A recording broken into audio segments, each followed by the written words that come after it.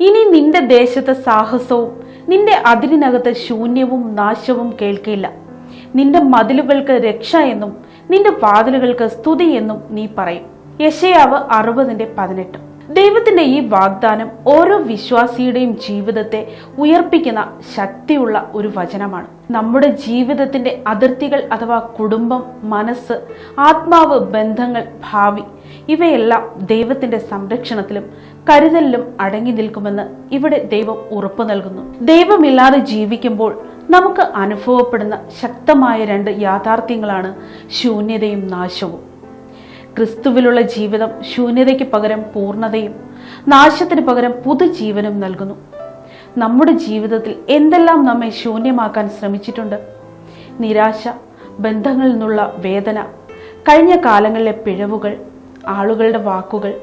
ദൈവം പറയുന്നു, അതൊന്നും ഇനി നിന്നെ നിയന്ത്രിക്കില്ല. ഞാൻ നിന്റെ ജീവിതത്തിലെ അതിർത്തികളെ സംരക്ഷിക്കുമെന്ന്. ദൈവം നമ്മിൽ സമാധാനത്തിന്റെ, പുതുജീവന്റെ, പ്രത്യാശയുടെ പുതിയ അധ്യായം ആരംഭിക്കുന്നു.